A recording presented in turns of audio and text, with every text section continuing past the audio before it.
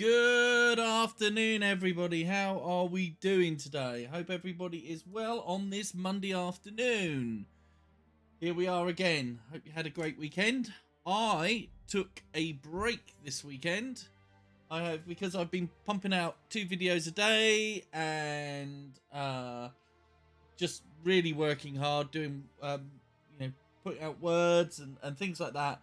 Just felt a little bit burnt out by the end of the week, so the plan was for over the weekend just to chill. I played loads of video games. I got my Fortnite Battle Pass done before the end of the season, and also did a bit of Minecraft as well, which was good.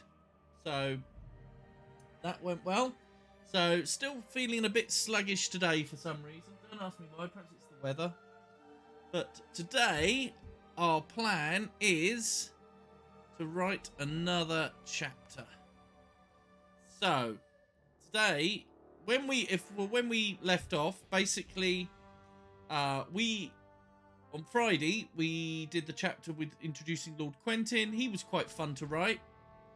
We did a lot of stuff to kind of set up the story going forwards, and if you go to my website, you can read this chapter along with my analysis. And one of the things that I said that I'd probably change is that I'm giving myself a lot of threads to pull on. So, for example, we have got, all of these threads are designed to pull the story forward. So, we've got, what we need to happen is that the next portal is going to open. Now, in order for that to open, we need one of our characters to touch the orb at the simplest level. So, they've been caught, they've been brought to the same location, but they're not in the same room. So, they're in the general area, they're locked up. So, why does Lord Quentin bring them to his throne room, so to speak? So, we've got the orb, and that's a plot device to get them there. How does this work? Well, they apparently did something, well, bring them here. We've got the plot line we've set up that they're going to be executed for poaching. That potentially brings them together as well. And we've also got, there's the hints of the food that some of the troops have eaten the food as well. Now, they're not going to get magical abilities, whereas our people did. And the reason for that is because they touched that case before it broke and left the orb from the orb inside. So, we've got lots of ideas to pull on there, which is good from a first draft perspective. That's great. It means that I can write this next chapter, and I can pull on any one of those threads or multiple of those threads. However, I think if I was coming to write a second draft, I'd probably pull on one thread only. I feel like I've got to hedge my bets because I'm writing this story, one draft only. And I can't write myself into a corner, especially not at the moment. So the problem that I have now is I have probably too many threads. So what I am going to do is I think the food thread is the one that I'm going to pull on today. So let's put some notes down in our notes area. Software we are using here is Scrivener. This is what I tend to use for all my writing. Well, all my long form writing. If I'm writing an article, I'll use Microsoft Word. If I am doing a short story, I will generally use Microsoft Word as well. So, I'm thinking that we're going to go back to Marley today as our point of view character. Mainly because they are stuck in prison.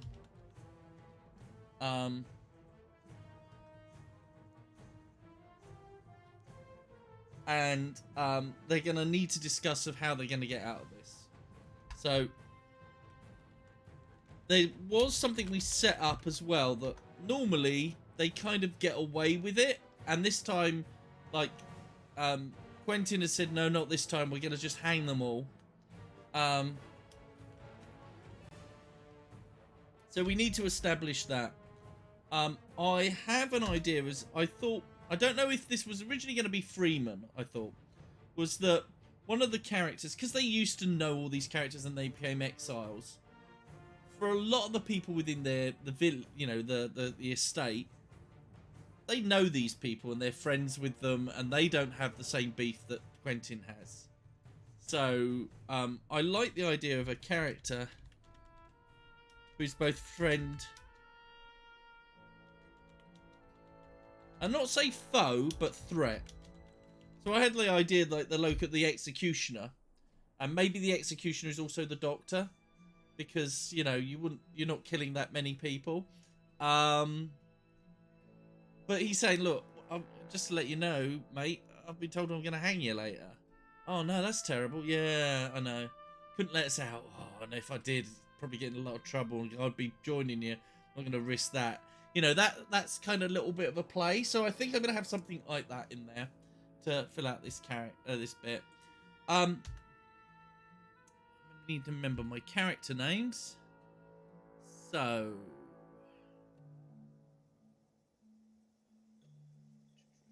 Jack, Drummond, Gina. That's it. This is what happens when you take a break. This is one of the reasons why they say write every day. It's not exactly strictly true, but you do the quicker you write it and the less breaks you have, the more it feels like a flow. So it's going to be a bit of struggle today, I know, because I haven't written on this project for a weekend.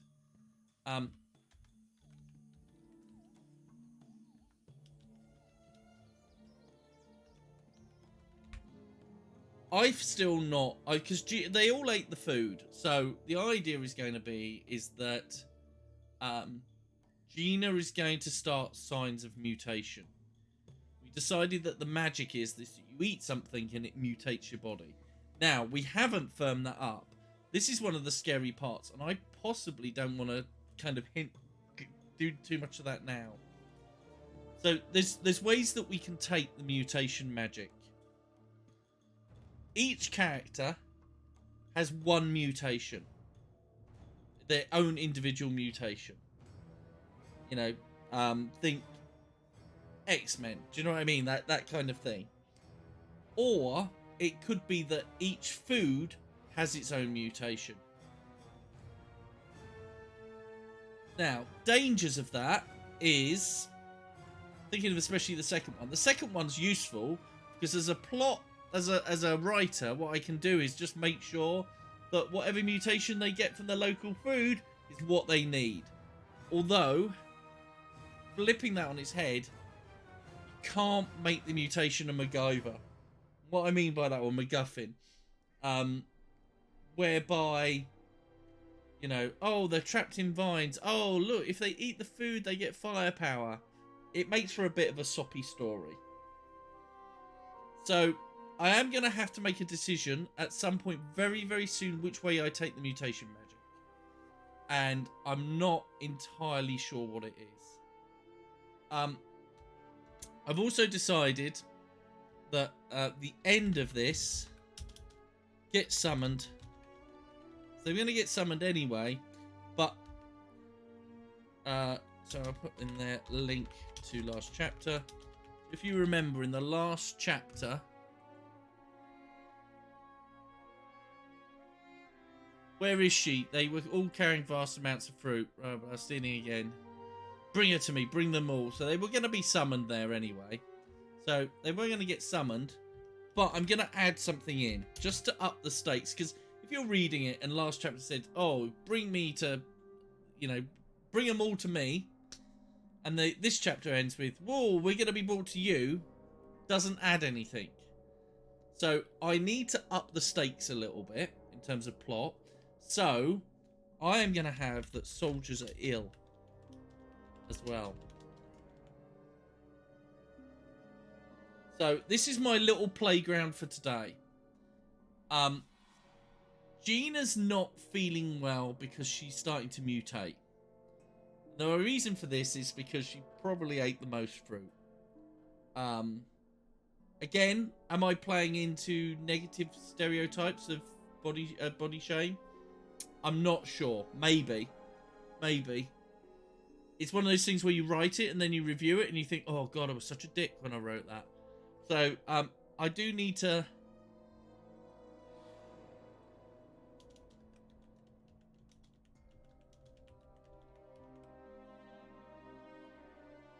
I don't think it's a bad idea to have a character who likes their food and is a little bit of a fuller figure.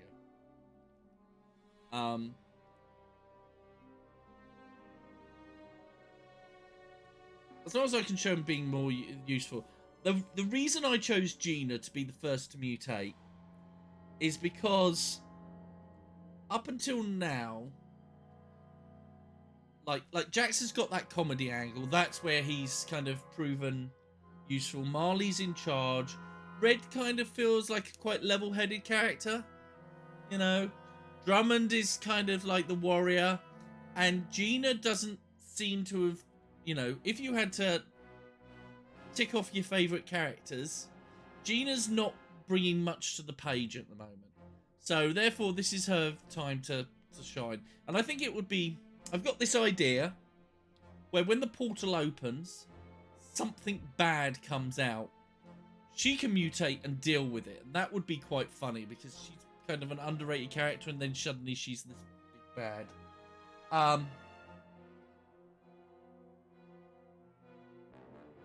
So,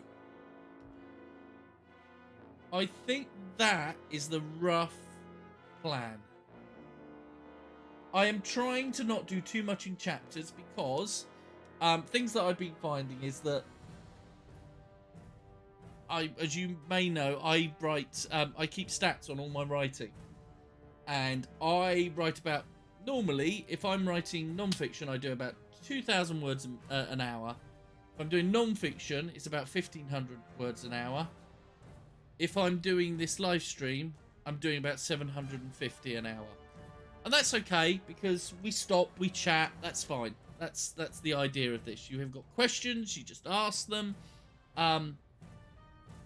You know, don't feel worried about asking questions. If I'm in the middle of something, I'll concentrate on that and then I'll come to your question.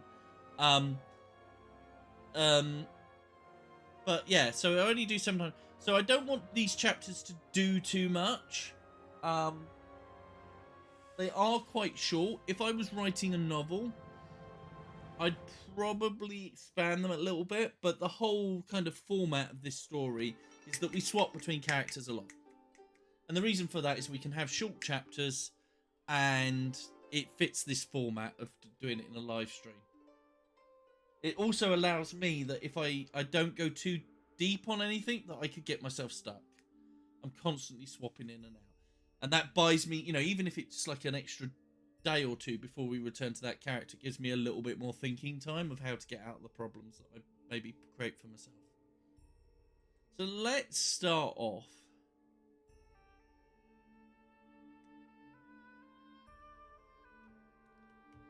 So I think I'm going to start with Red, because Red I can imagine having the most contacts back home. Was he the one who was whipped? This is where... No, that one.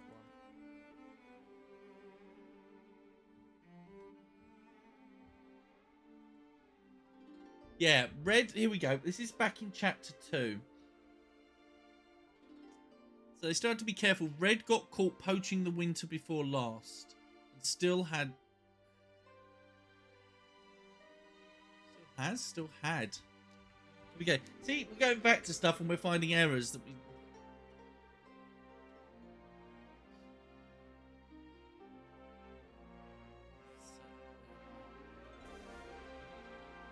Okay, so... I think that's our way in, is with Red. I may change, when I start writing this, I may change the point of view to Red. The reason I'm saying that, I wanted Marley initially because she's in charge, but she can still do all the things, but I think Red might be a better character to do this scene with, because whilst the others might be like, oh yeah, we've been captured again, oh right, yeah. Back in the winter, he got whipped. So he's going to know that, you know what, maybe this is a little bit more serious. So I'm actually going to change that. There we go. I've made a decision to change it to red.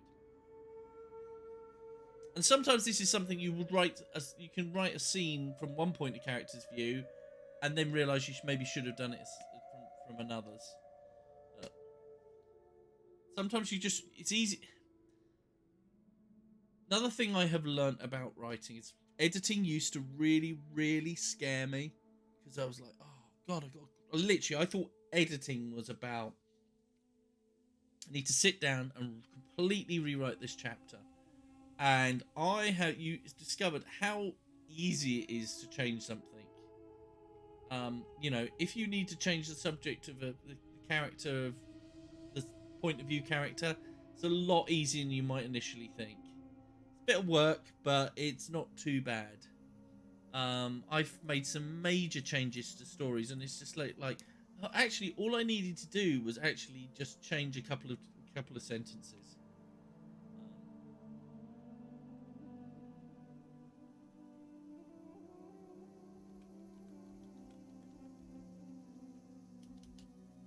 Hit red. Let me change this to size 18 as well.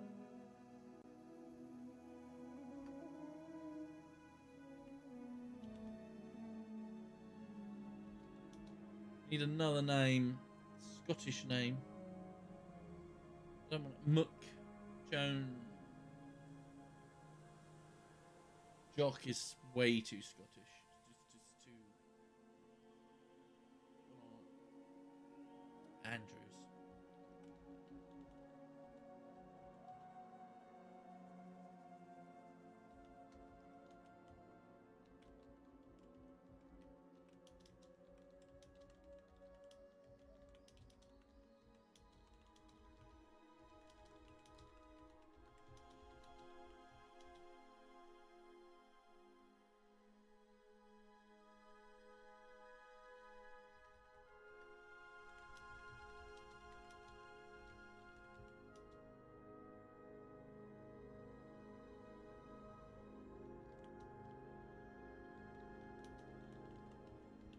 My others may be something that we would change, because we maybe want to make.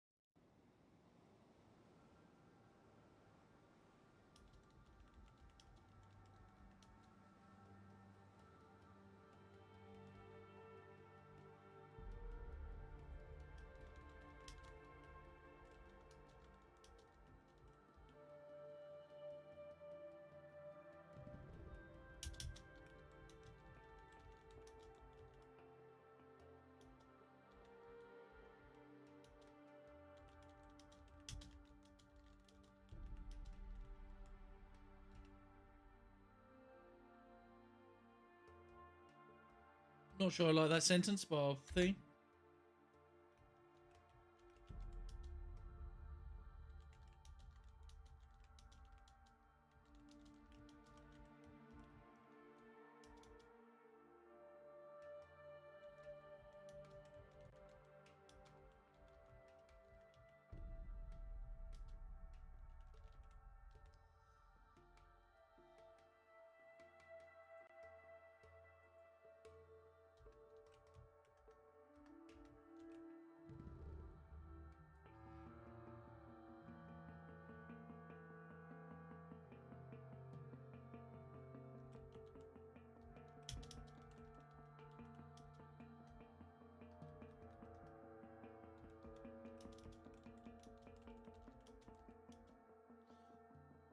I'm going to change this for Andrews here and then put...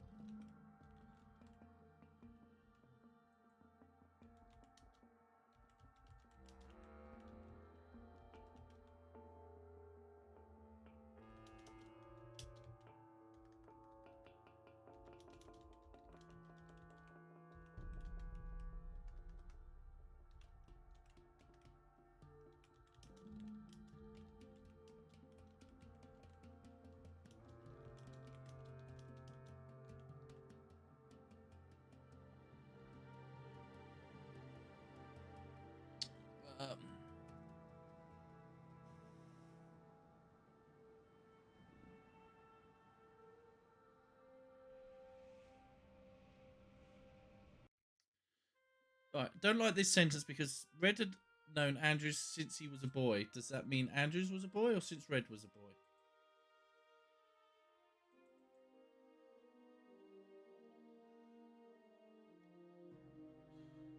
You could put since he was a boy, Red had known Andrews. That still seems a bit clunky. Red had known Andrews since Red was a boy. That's even more clunky.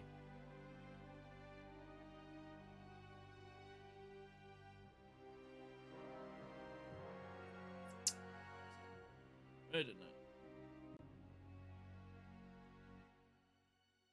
So change this around.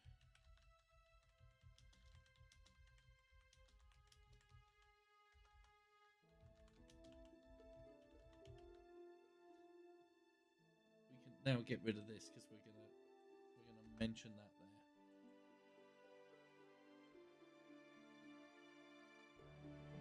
there. Hi Ergie, how are you doing today?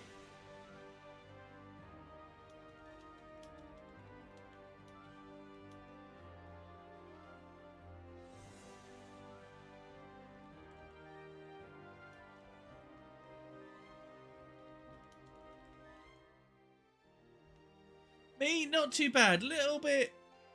I had quite a chill weekend, and I'm just not feeling quite so focused today as I feel a bit off my pace. So, but good otherwise. Yeah. Did I finish my battle pass thingy on Fortnite? I did. I managed to get from level 25 to 100 by the time they did the event at 9 o'clock on last night.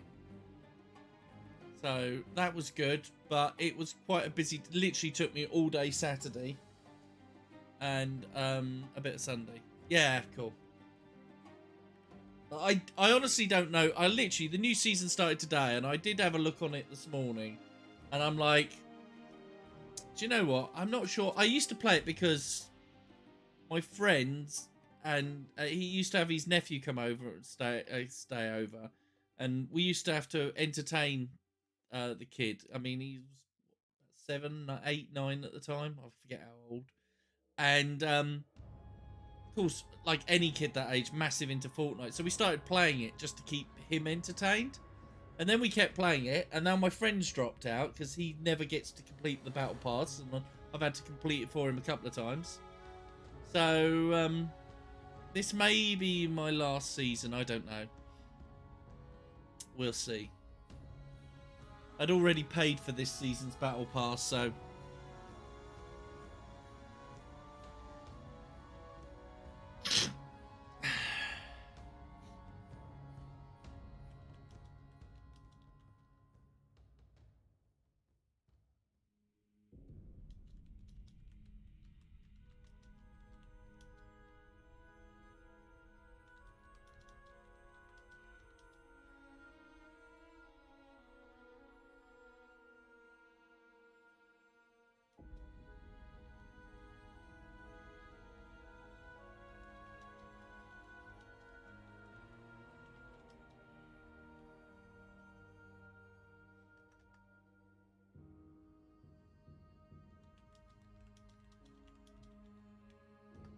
I'm not sure I like that sentence.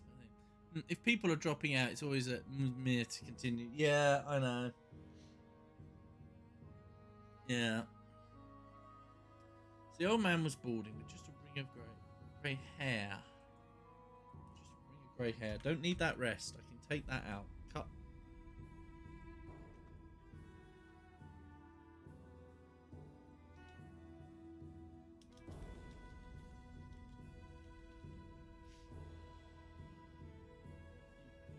Horse warm.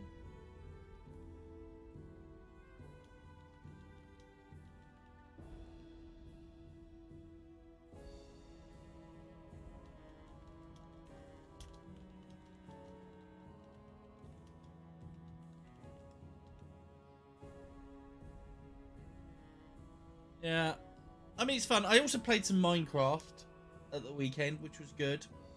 So I literally, with Minecraft, we've got this SMP server, me and a few friends, and I think my friends have dropped off a little bit, but we originally started, if you can imagine, like, where's the camera here? If you can imagine, like, this screen here, my webcam screen is my map.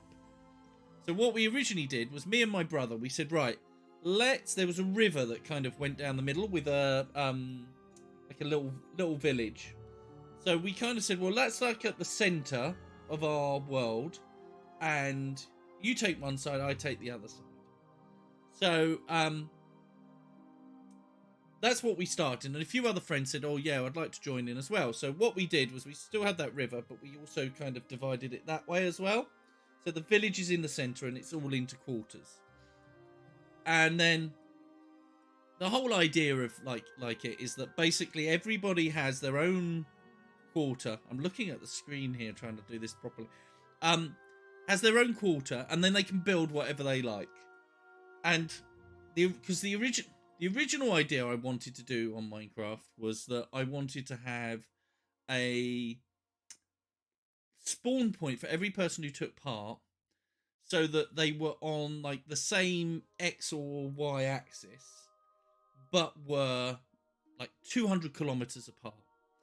And the idea was that you still played your individual game, but what you had to do was you had to build a railroad that was straight and met in the middle. So like literally the idea is it was going to take you years to do and things like that.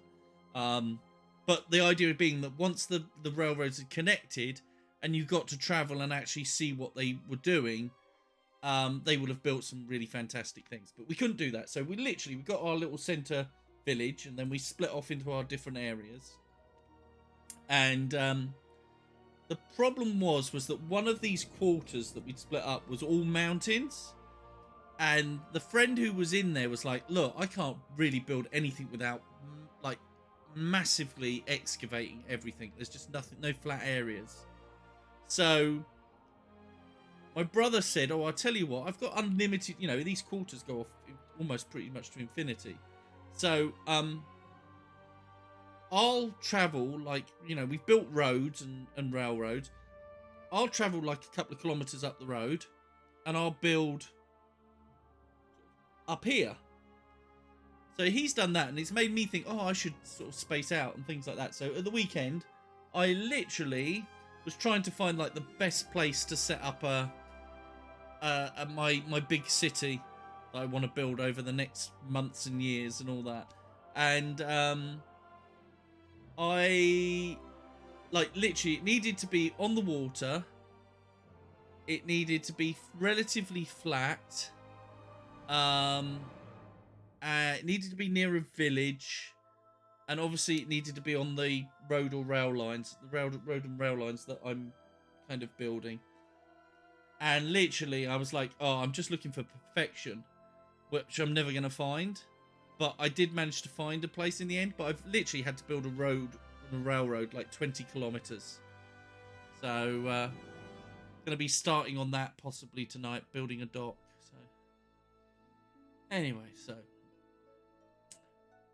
let's get back to this. So, Andrews had been the estate physician for as long as Red could remember. Yeah, it's massive. It's going to be so much space. I really like the fact that Minecraft is kind of it's like pretty much infinite. Yeah. Well, what we said was that you had to build a railroad. Like the idea was that you built out from the village. You built a road, like a 2-block road and a railroad, and they had to be flat. You can't go up or down. And I've just done that as a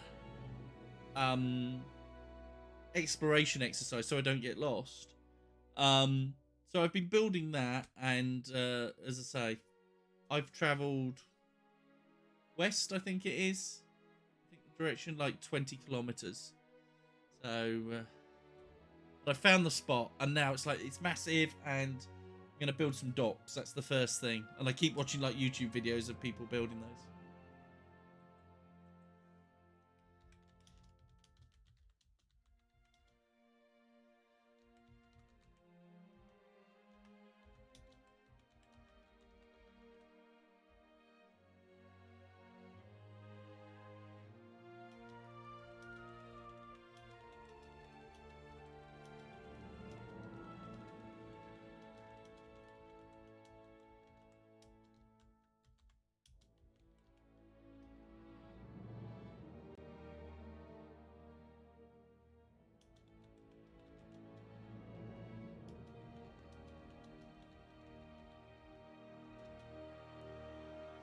Yeah, somewhere I have a back of a world I made with friends back in the day, but I don't think I could even get it up and running now. It's pretty... I don't know. I think there are converters out there.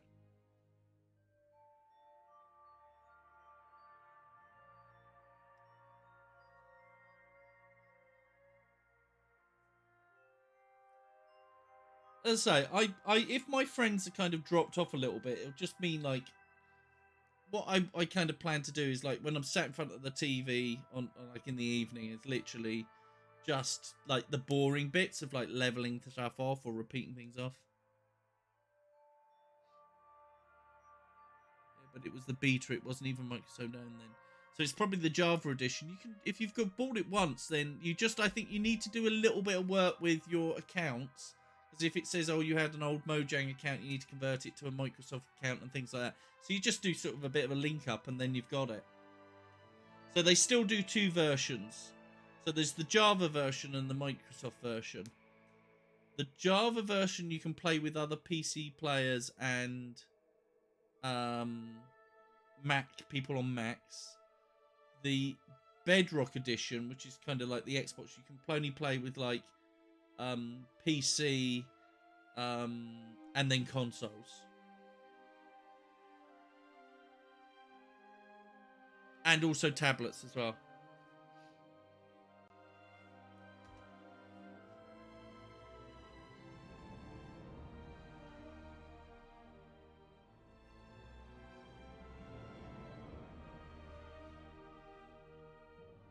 So what have we got? Andrews has been the estate physician for as long as Red could remember. He was also the estate's executioner, even though he had never been called upon to perform that duty beyond a bit of flogging. You just go to I think it's just like Minecraft.net or whatever it is, whatever the Minecraft page is, and if you just sort out your login, then you should be able to download the latest. If you've bought the Java version, they also did something. I don't know if it's still a thing. They did an offer where if you had the Java edition and you linked your accounts or did it all, then they gave you the Bedrock edition free.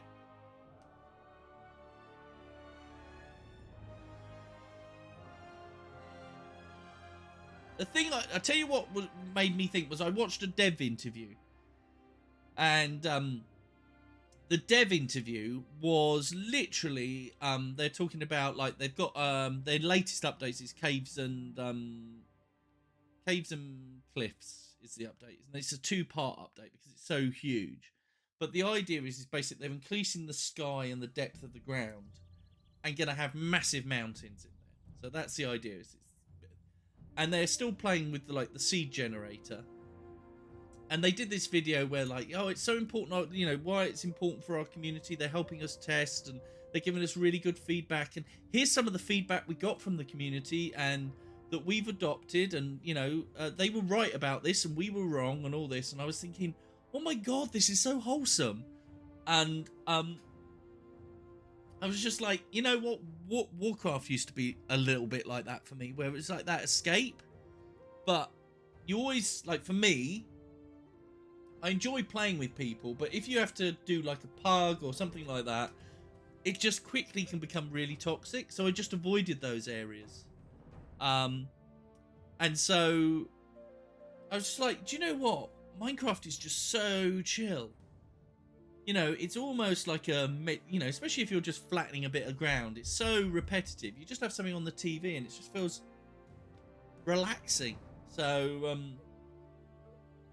and it actually, on iPad, if you've got like an iPad or a tablet, or even on your phone, that game plays extremely well.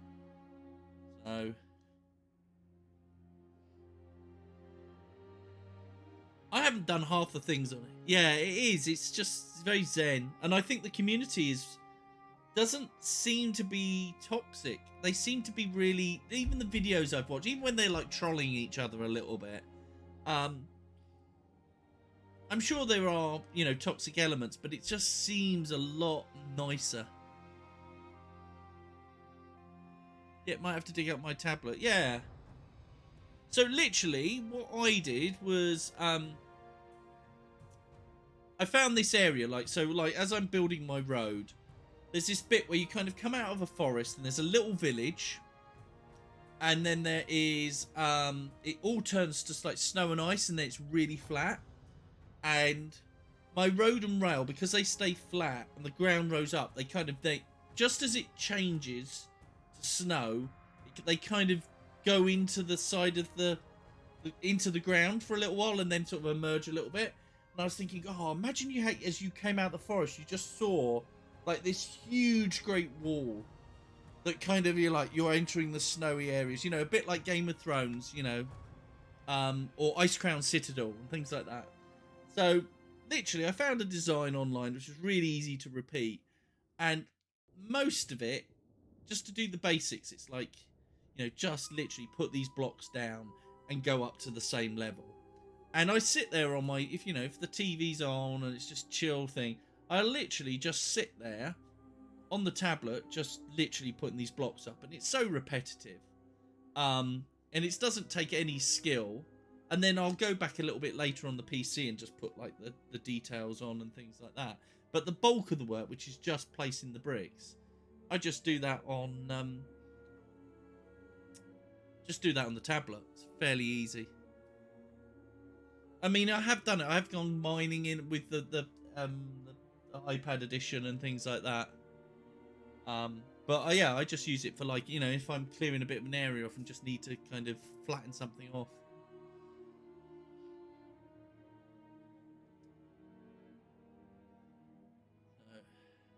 Andrews had been the estate physician for as long as I can remember. He was also the estate's executioner, even though he had never been called upon to perform that duty beyond a bit of flogging.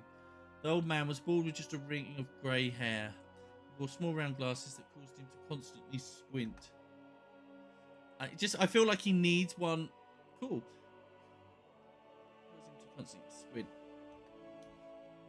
I feel like I need one extra detail there.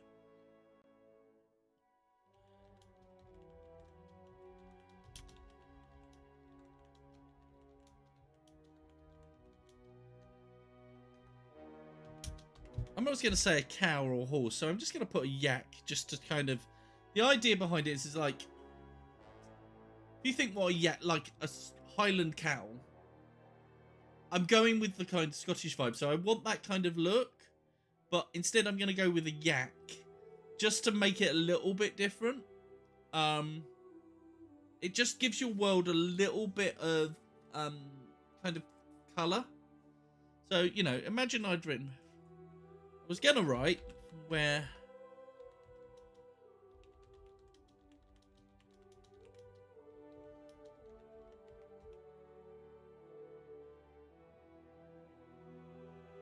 So if you ever want to look at a really good way for describing characters, read Stephen King. Stephen King has a way of just, he'll just say, she was a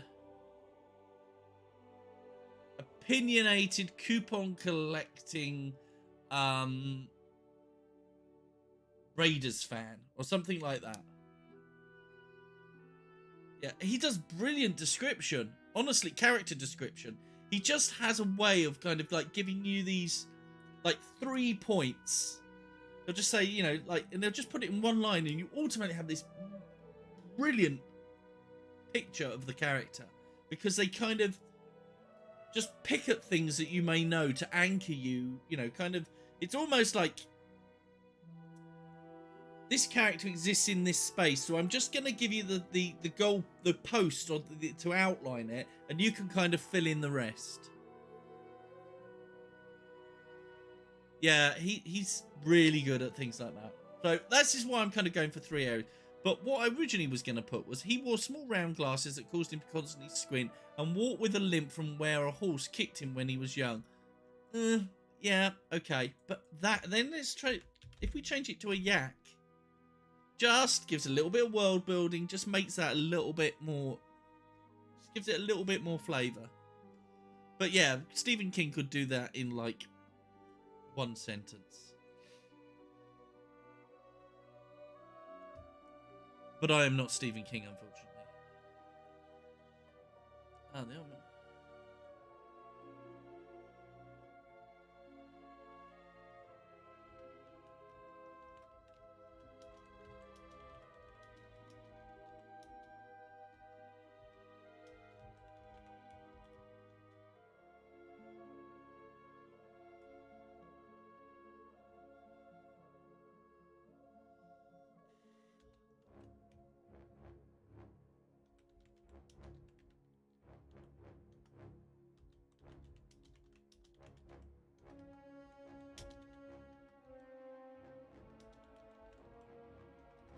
I'm putting commas in random places.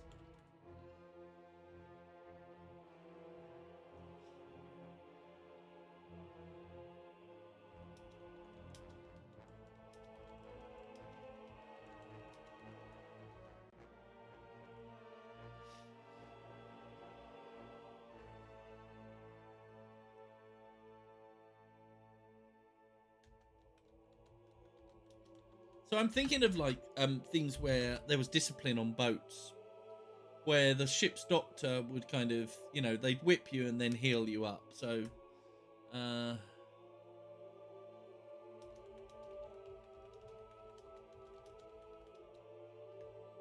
him gave red.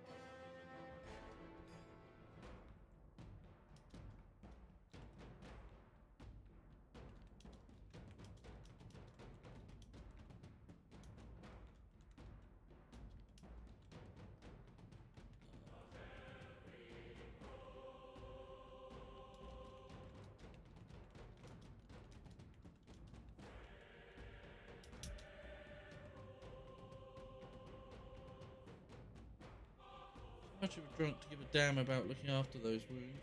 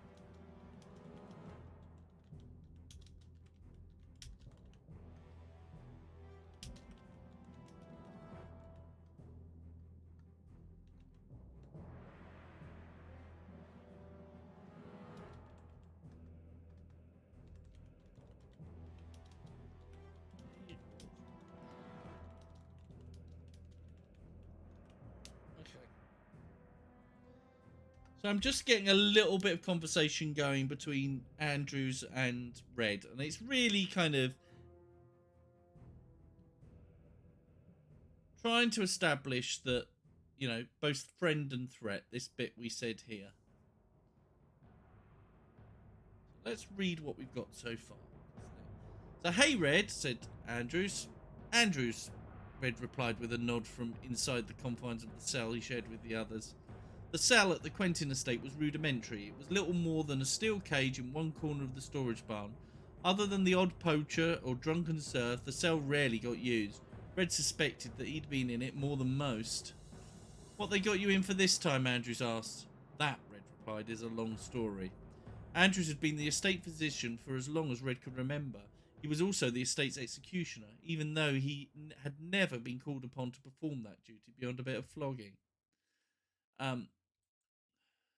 Execution might be the wrong word.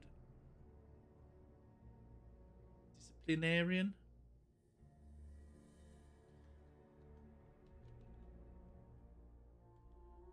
No, executioner. Leave it at that.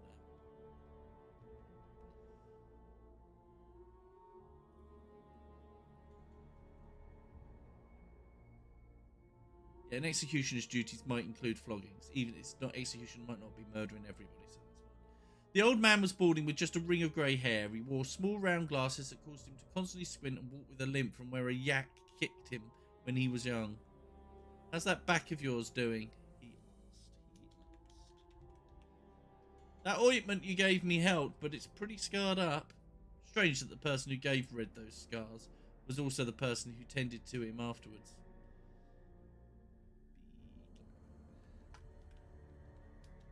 Be glad they didn't get infected, Andrew said. We had a serf who got whipped this past summer for beating their wife. Too much of a drunk to give a damn about looking after those wounds. Got infected and died a week later. Moonfather, Red exclaimed. Anyone I know? Question mark. Andrew shook his head. Nah, yeah, he only joined in the spring. Came from Laird Monroe's, apparently. He was trouble there as well.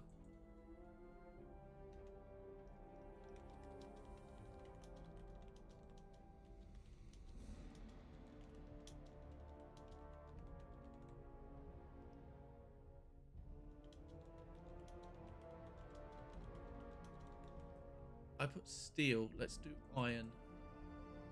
I spelt steel wrong as well.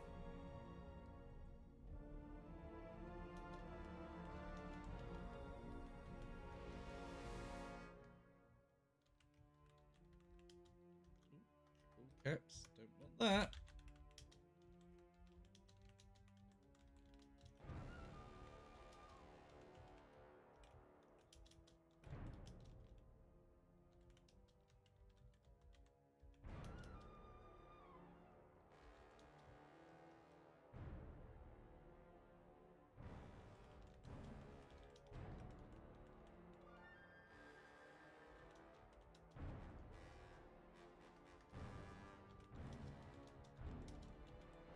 Sure.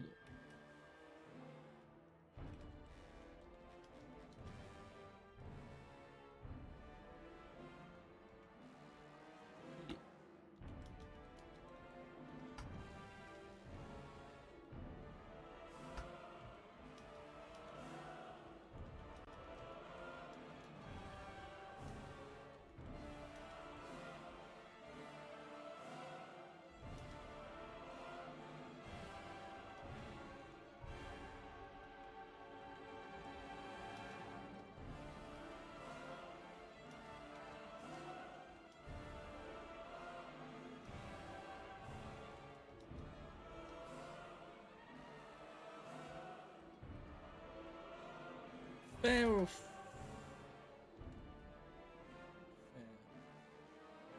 I think it's F-A-R-E, but maybe F-I-R-E. F-I... Not F-A... F-A-I-R.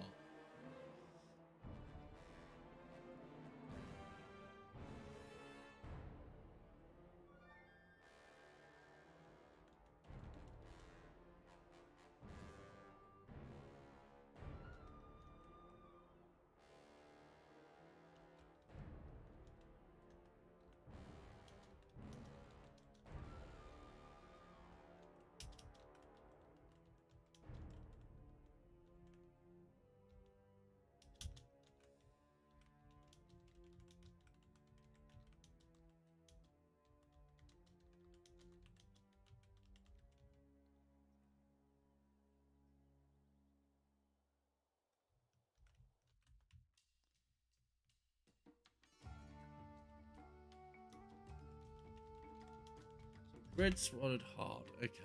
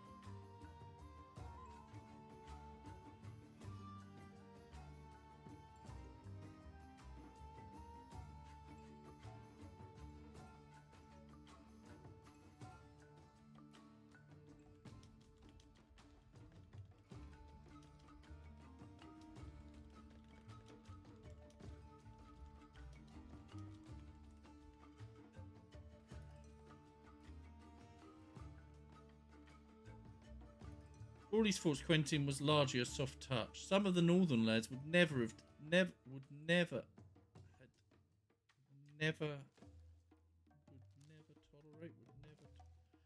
tolerate people living off theirs. Just going to get tense right there. Would never have, never had, never had. So it would never works better. Would never tolerate people living off their lands, and would have scorched the far side of the mountain rather than have the possibility of that poachers were hiding out there. It's a bit of a clumsy sentence. Let me read that again. Some of the northern lads would never tolerate. Some of the northern lads would never tolerate people living off their lands, and would have scorched the far side of the mountain rather than have the possibility. It's the possibility rather than have the possibilities that.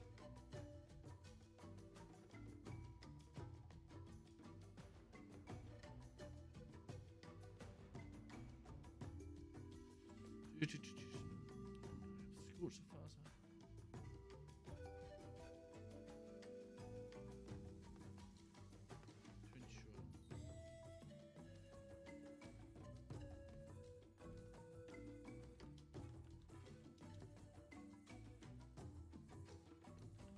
Poachers were hiding out there. There we go.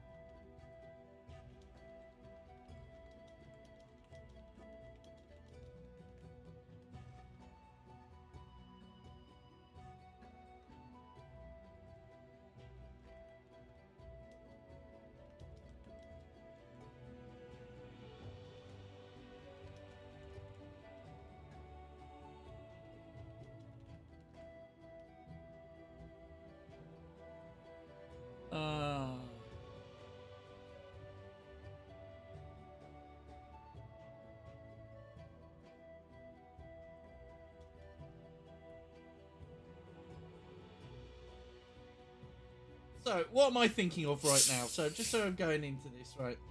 So, I want something along the lines of that the harvest has made him have to get tough.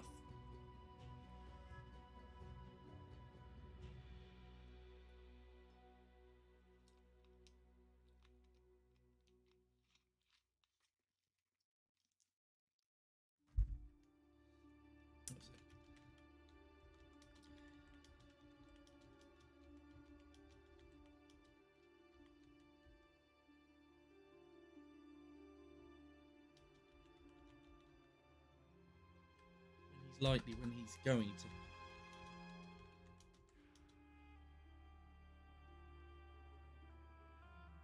Not partially starve. When he's going to have to. I don't want to say ration either.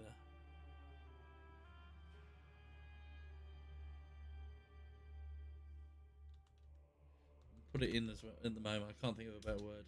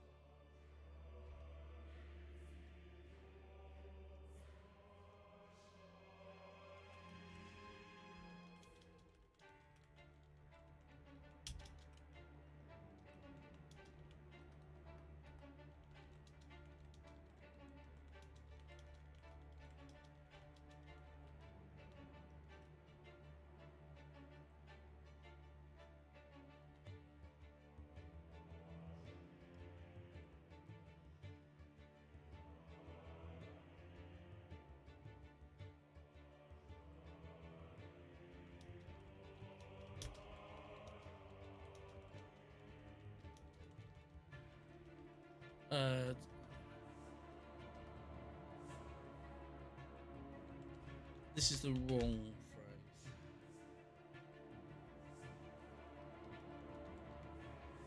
Hey, Andrew said doing a poor job set to sound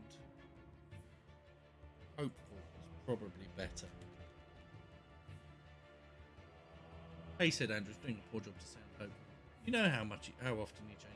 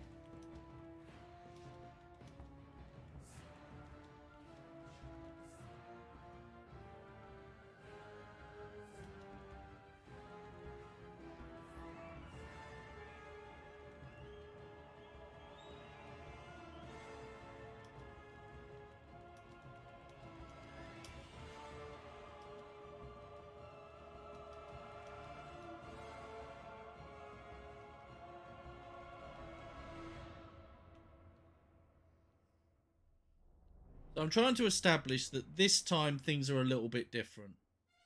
So that, you know, the rest of them are a little bit laissez-faire. Oh, we just get whipped. Well, you've never been whipped. You don't know what that's like. You know, Red has. Oh, he'll let us go. Well, no. So that's what the next bit that we're gonna.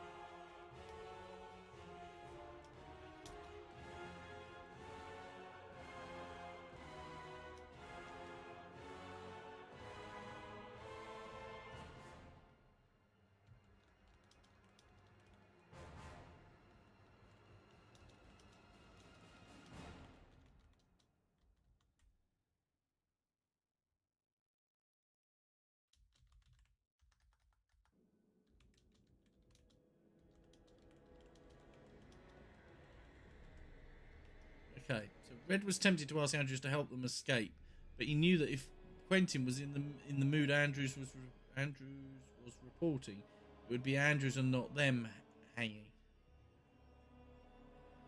That bit.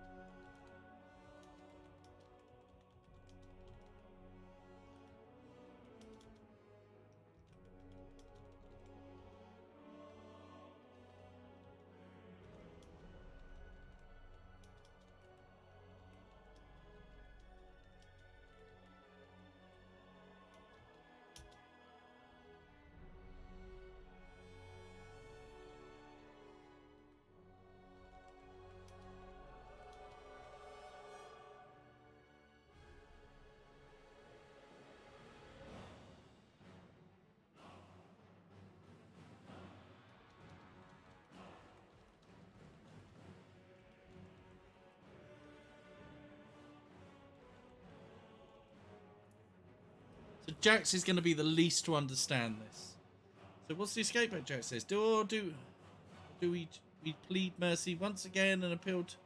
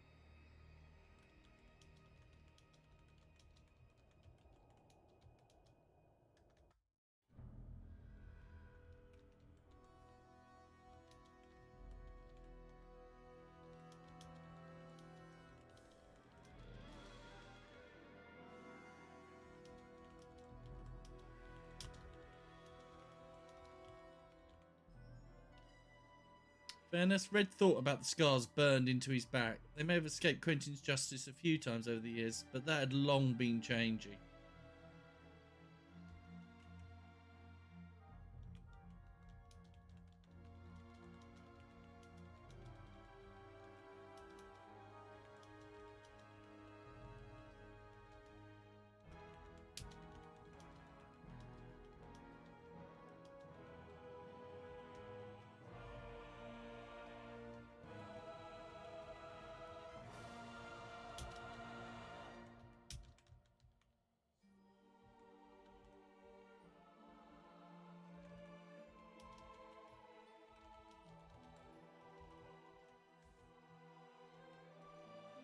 Hang, Gina exclaimed. For what?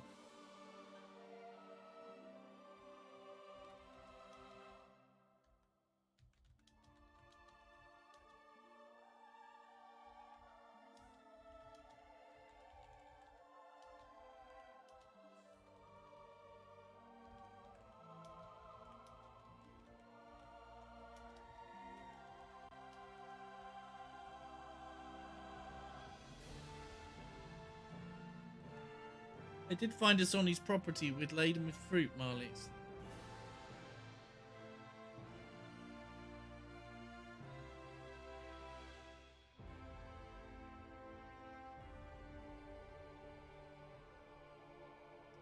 So I'm moving into some of this bit with Gina.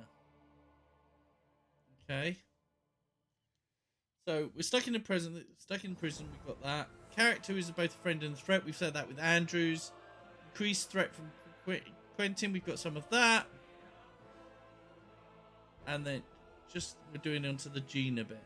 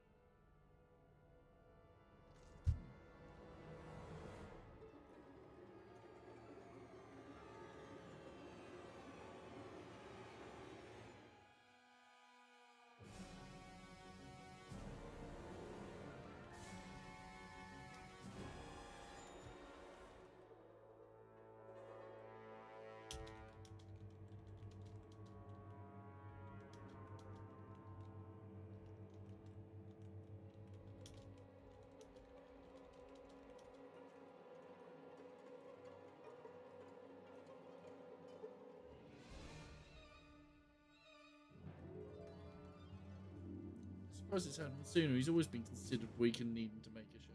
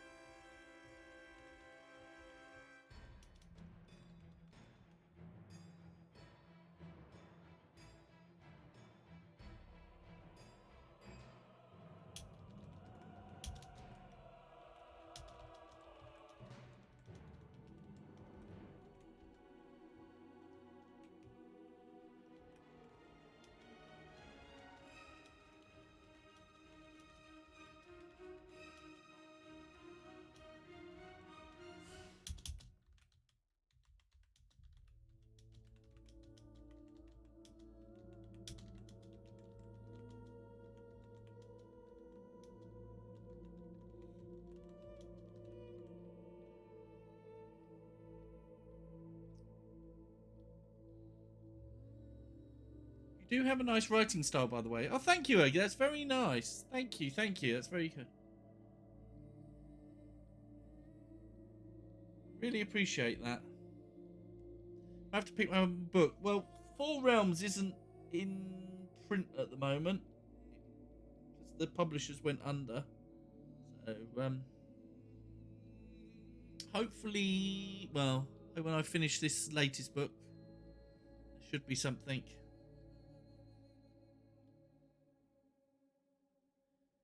Oh, do you know, that's made my day. Thank you, Ergy.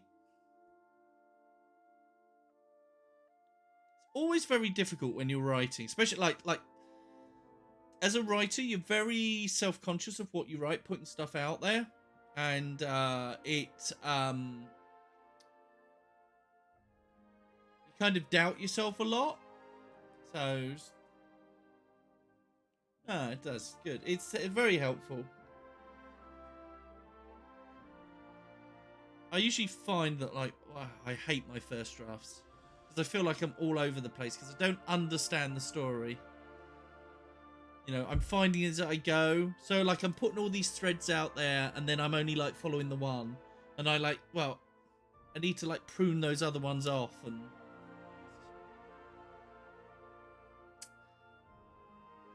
so, Gina's getting uptight here.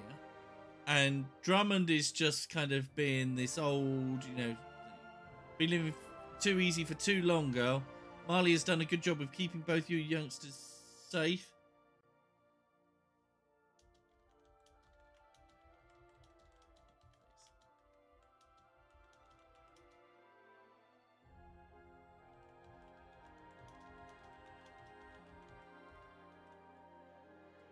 I sing, but Jesus, I think I have the worst singing voice, even though I know my voice is quite good. The problem is like you always up your do you know what I mean? You up your standards. So like, I know I can write, but like then you go to the next level. You're like tier 1, and then you go to tier 2, and suddenly it's like, well, you compare yourself to other people, but then you think, well, but I'm not Beyonce, and I'm sure Beyonce says or think, Beyonce thinks, oh, I'm not Lady Gaga and things like that. It's very easy to. The thing that I've learned is that most people, they're always going to be that group of people who, whenever anybody does anything creative, are just going to shit on it, no matter how good, Oh, they're terrible. Oh, they can't, they can't sing a note, and so they're going to just be shit on it. But most people are like, well, I can't sing at all, so like, if you sing better than me, you're really good. Yeah, it's subjective. That's the thing. It's really subjective. And I think people... The thing I've learned as a writer is that there are some things that I read, for example, like books or other things that I consume, where I go, I don't like this. It's, and instead of going, it's shit because I don't like it, you suddenly you grow to realize that, do you know what? I'm not the target audience for this. I think it's well done, but it's not for me. And I think that's the thing, that where there's sometimes when people start complaining they don't think something's very good, it's basically because they're not the target audience. Oh, I hate that program, it's crap. Well, is it the type of program you'd watch? Well, no, you're not the audience for it. It's also my get out of jail card when, like, if I don't like something, I think there is things. I mean, there's stuff that I've read that is just crap, and I will say that it's crap. I'm sorry, it's badly written. It's not very good. Other things were like, I didn't enjoy it because it's not for me.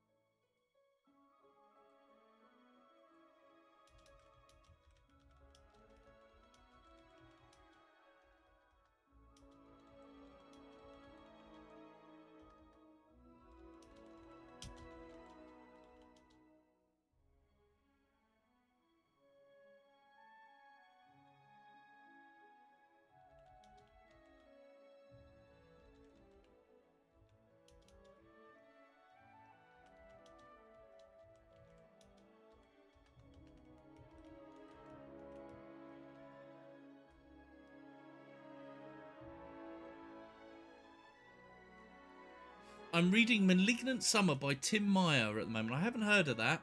It was so hard to get into. The middle was awesome and soon past it. But now I can't get back into it. It's so weird. As I can say, I am the target audience. Yeah, I mean, it might be... I don't think it's the job of the reader, though, sometimes, is to, to try and understand why you don't like something. You can just say, it didn't work for me, and that's the thing, Maybe you think you're the target audience, or... maybe it's slightly off, or maybe they've got it wrong as the writer, in that they thought that they were writing for a certain target audience, but they missed that mark.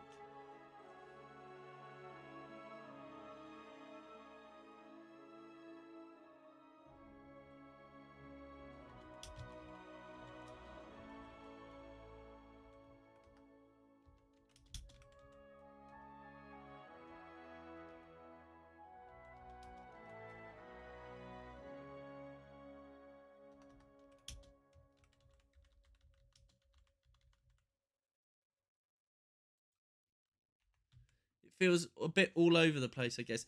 Sometimes that's... I notice this with established authors, is that if they've done something really, really well, then what tends to happen is editors don't like to edit them. You know, because because like George R.R. Martin, and I don't mean this nastily about George R.R. Martin, he's a lovely man, but because he's such a big name, nobody wants to turn around and tell George R.R. Martin, you know what? This bit you wrote here is a bit shit, George. People feel bad about doing that. They're like, you know, I can't argue with George R.R. Martin. He knows more than me. And you find that even within professional publishing, that like authors, as they get more established, bloat more. Because what you really need is an editor who's literally...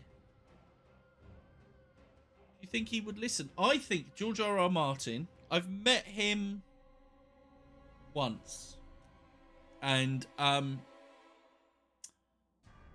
I think he is suffering massive imposter syndrome. Massive imposter syndrome. I think the reason he doesn't write... well, if you want an analysis of Game of Thrones, right? He wrote the first book, and the first book was, if you know the history of it, he was working on a TV series and it failed. And he had a summer to himself. And so he was just like, oh, I'm just going to write this little fantasy thing. And he'd been published for years and things like that, but he kind of moved into Hollywood. I think he worked on Beauty and the Beast. There was another TV series that he was working on at the time, and it just fell apart. So he had the time, and he wrote this book kind of as a one-off, and it didn't even do that well when it first came out, but it did well enough for him to keep publishing, you know, to get, you know, to finish out his deal, you know. And so what happened was, I think in the first book, he did lots of different points of view. The things that annoyed me about... There's so much that annoys me about George R.R. Martin. Lovely as he is, but critically, I don't like, is that what happens is he will write a chapter that will say, oh, we are coming to a battle. The chapter afterwards would be, wow, that was a bad battle. He never writes fight scenes. Neither does action. He does before and after all the time. But he had it worked because the idea with what he worked was that, like, literally he was telling something big and expansive by doing lots of different points of view. And when this started doing well, what you notice is that suddenly because he wants to tell all these events and he can't move people across Westeros fast enough, he just adds in new points of view. And then he's kind of committed to kind of doing some sort of story arc with that person. And I think he got a little bit... I don't mean this in a nasty sense at all. I think he got a little bit carried away and kind of was like, oh, that's my thing. That I write stories with lots of different points of view. All these different characters, you know, because these characters are fantastic. He does brilliant characters. Let's not deny that. But he got a little bit carried away. And I think he pants it. I think he knows, like, you know, the end of season 8, he's kind of got that idea that, like, Daenerys kind of will get so full of power that she'll, you know, kind of go bad. Yeah, no, completely. And he discovery writes, so he writes it trying to find the story. And that's not a bad way to go, but you... Like I said here, like, at the start, basically when I wrote, like, they take it to Lord Quentin. So I know I need to bring these characters into this. Now, I've got ways to do that. Like the orb. Well, the orb was glowing, it's not working now. Bring these people from the prison to my chambers to get the orb working. But I've also wrote something in where the soldiers have eaten the fruit. And they're not going to have the same reaction as our heroes. So if they start vomiting and being ill, well, why are they being ill and the others aren't? Bring them to me. We've got the whole daughter, you know, let's hang them, bring them to me that way. So I've created like 3 threads of story there to basically give me options to get from A to B. Yeah? So I can do it any one of 3 ways. Now that's working for me because of the confines of this story.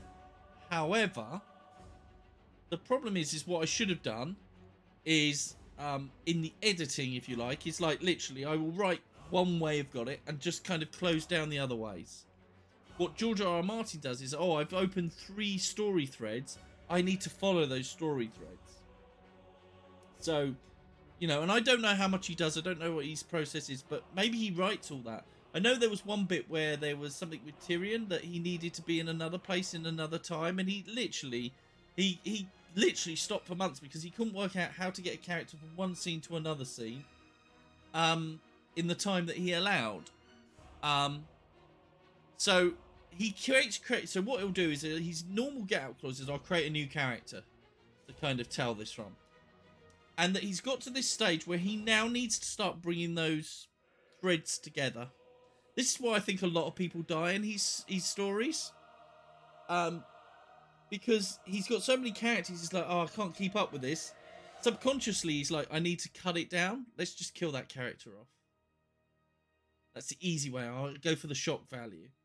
And the reason he takes so long with the other books is because he's having to pull these threads together. Also, part of the discovery writing, where the appeal is discovering the story. But he's told his story to the people who make Game of Thrones, and they've kind of made it, and people are like, I don't think much of that ending. So there's lots there's lots that's great about George R.R. Martin, but there's a lot that he's not good at doing. Like all of us, we've all got strengths and weaknesses. My weakness is description.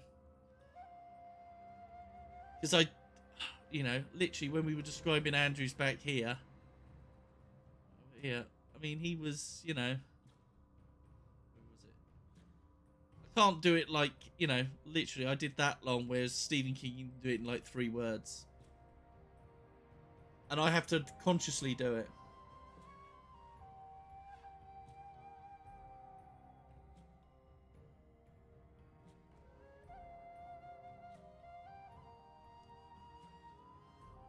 Yeah. Sorry, I got a message. I was looking on my watch thing. Description. Yeah. So, like, if I was coming back to edit this, I haven't finished this yet, but I'd probably describe the cell a little bit more. Describe the barn, the storage barn that it was in. I'd maybe describe Andrew's a little better.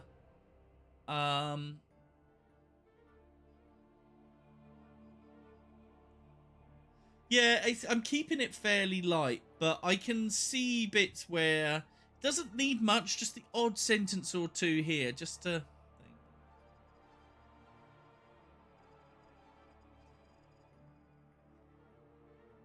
Been living too long. Marley, both you youngsters safe, but you need to face the realities of the world. We did nothing wrong. As Jack said, the fruit didn't even come from his property. How's that fair? World ain't fair.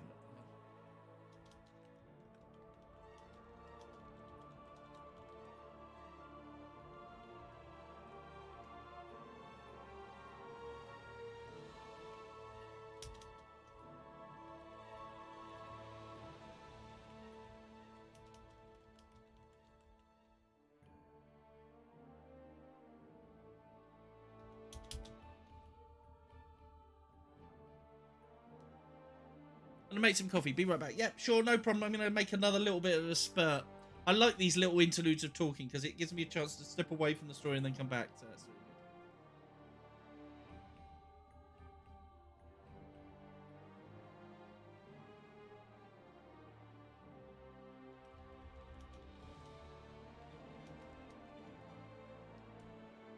good. I'm going to get.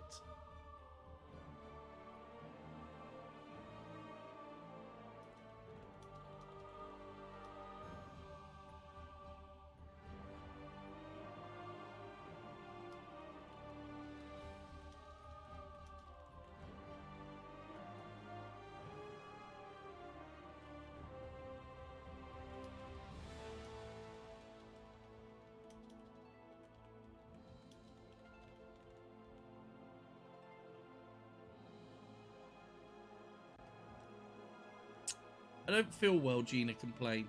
I need to kind of establish this is kind of like being over dramatic rather than her stomach.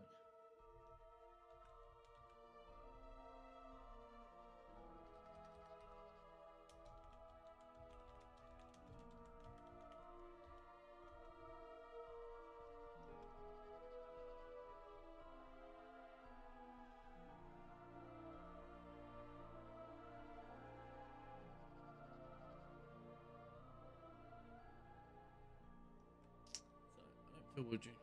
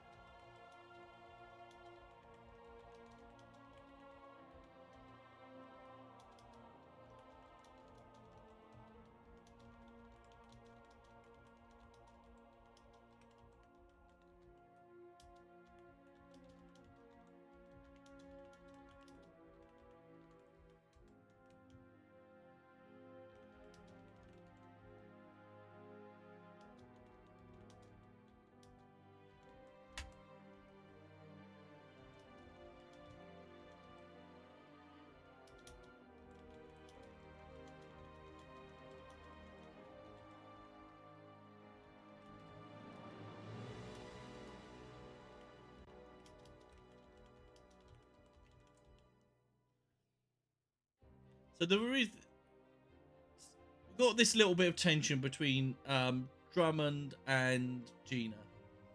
So Drummond kind of is twisting the knife in.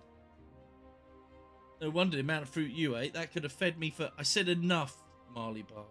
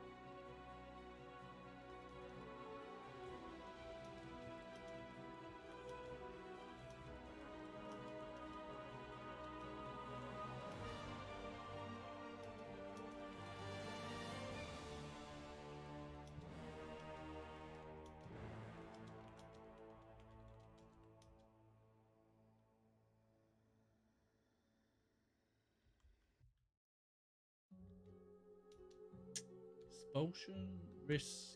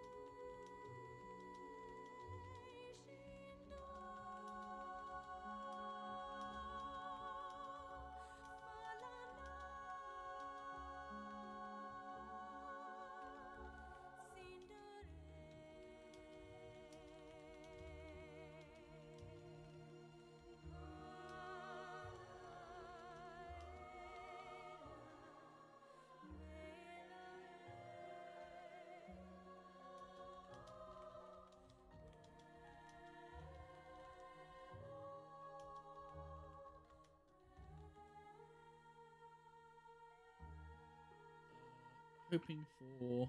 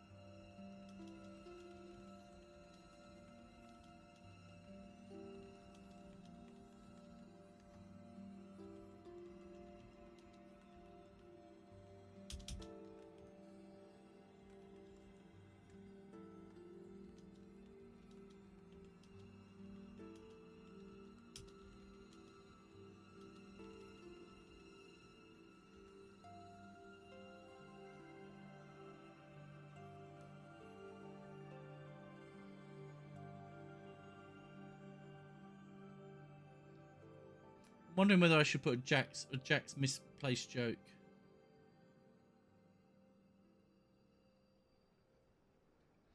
Yeah, I think I'm going to try a Jack's misplaced joke.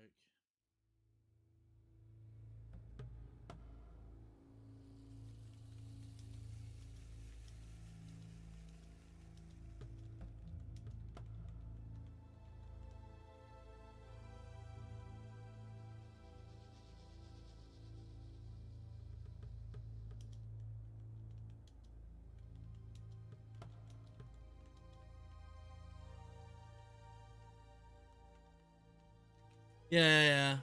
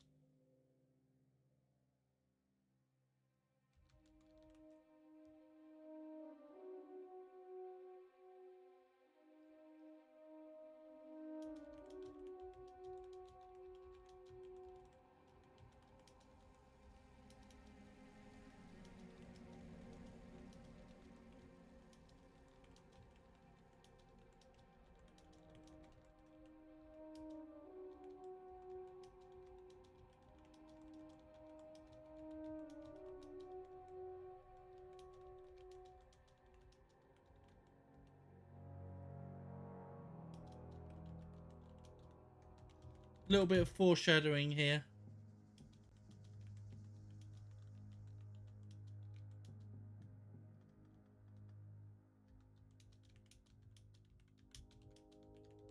Whatever dangers it held.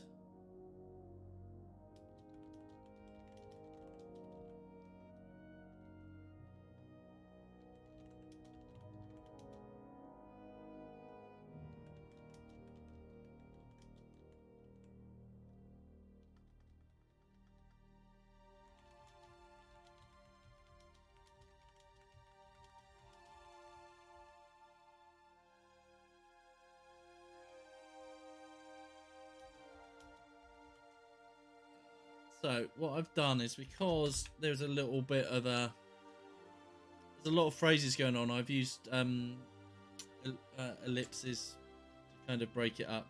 Whatever dangers it held, and like every place, there would be some danger or other. It couldn't be as bad as here. I think it works. So sometimes it's tempting to have these as commas, but it can make the sentence difficult to scan, as in to read. Whereas that kind of gets in the a little aside, but still makes it kind of a little bit clearer. So obviously that's foreshadowing, because it does hold dangers, and it's going to be a lot worse than what they've got here.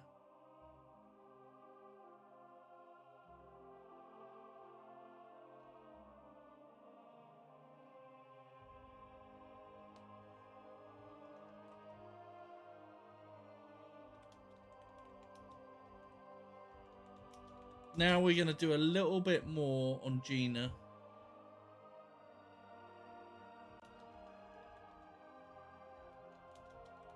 I want us to catch her coming across. Yeah, poor Red. I want her, Gina, to come across as a little bit of a hypochondriac.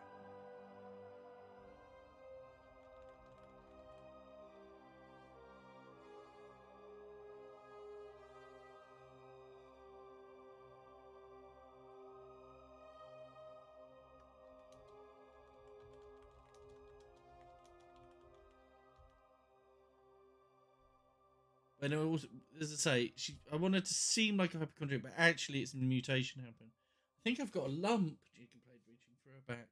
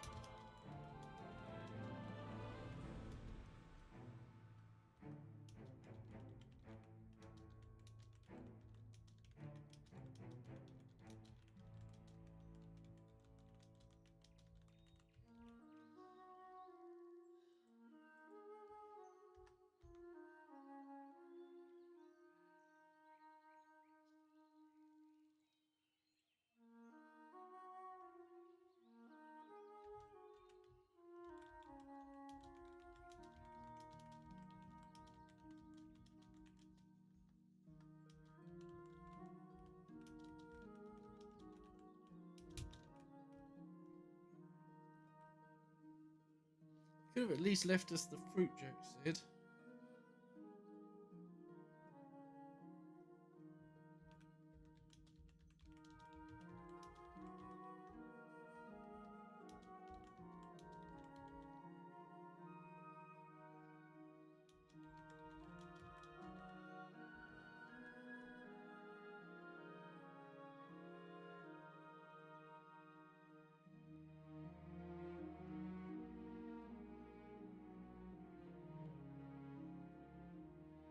Tempted to make like another Drummond joke where you just, well, not joke, but Drummond just say, well, maybe if you like didn't eat the fruit, you could slip through the bars and get us out because he's a little bit lanky as Jax. I don't think. I think I've done enough with Drummond.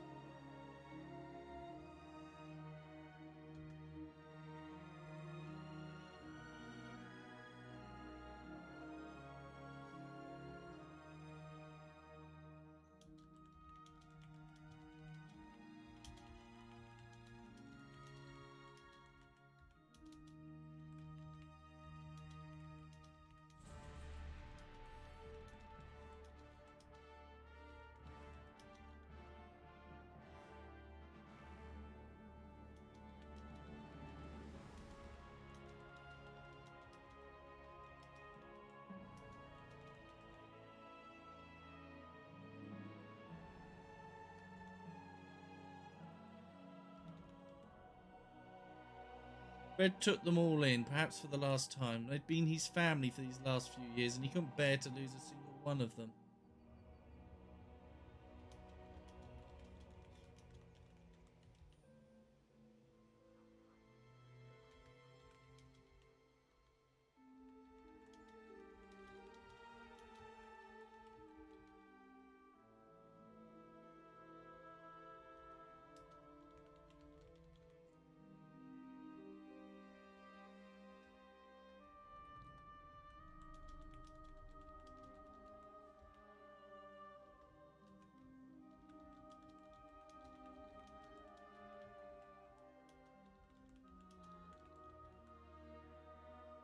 Are you even going to wait till morning?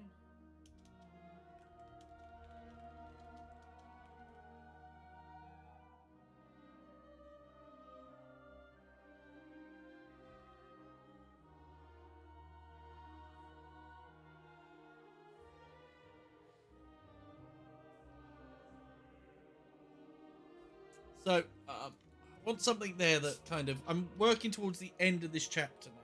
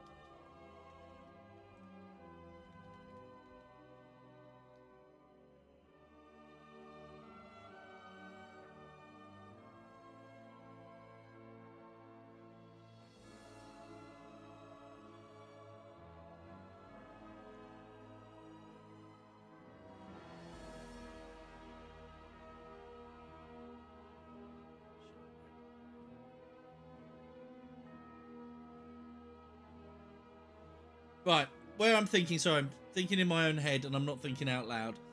So what I want is, instead of shut up, Red, I want shut up, Red. Like there's something else going on.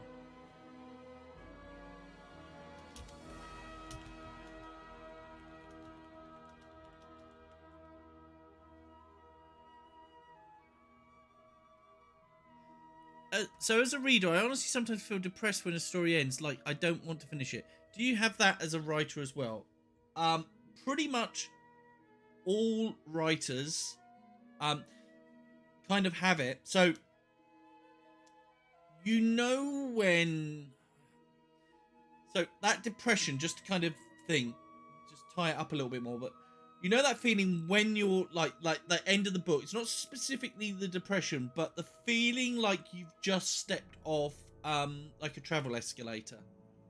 So you've been reading this story and you've been moving forward and suddenly you've come to the end and it's a bit like you haven't you're at the airport and you've been on one of those travel escalator things and you step off and it's that sort of jerk. Yeah, you know that sort of feeling?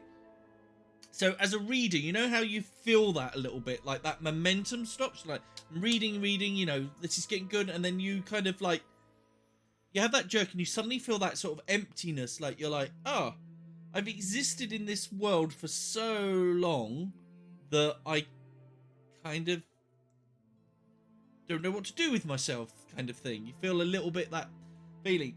It's like that for about a week. You finish writing a story and you're like, now what am I supposed to do? So it's kind of the same but magnified.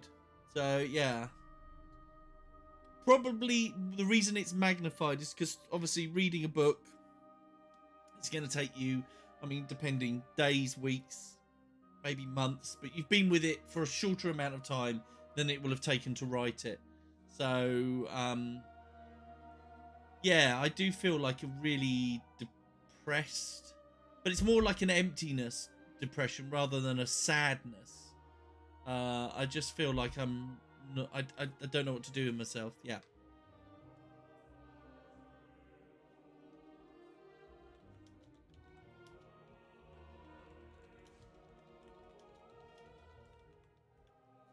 Yeah. It's like I think the Scandinavians have a word for it, and it's that feeling when you've been on a holiday and you come back and you kind of feel a bit empty. There is a language, and it might even be, it wouldn't be Eskimo because they don't go on holidays, but it is a, I'm sure it's like a Scandinavian or kind of the northern hemisphere kind of northern hemisphere language that has a word that's kind of pretty much like holiday depression or something like that.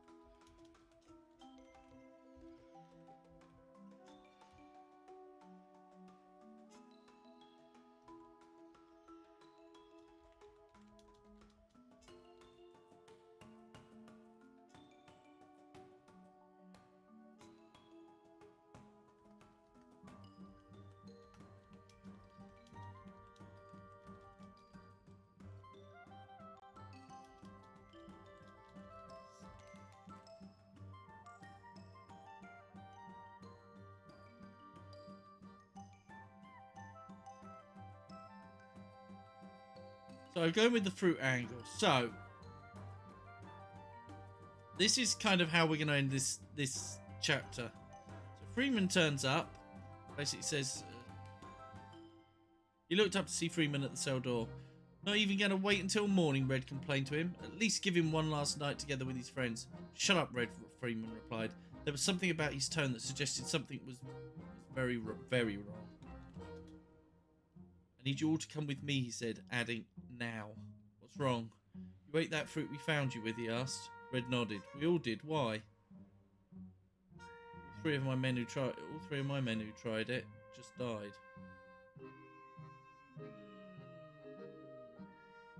I don't know if it's exactly the punch I want, but maybe that'll go for it. So let's read this back through and just see where we are. Hey, Red, said Andrews. Andrews, Red replied with a nod from inside the confines of the cell he shared with the others. The cell at the Quentin estate was rudimentary. It was little more than an iron cage in one corner of the storage barn. Other than the odd poacher or drunken serf, the cell rarely got used. Red suspected that he'd been in it more than most. What they got you in for this time? Andrews asked. That, Red replied, is a long story. Okay, so he's going to tell him this thing. So why does he not know?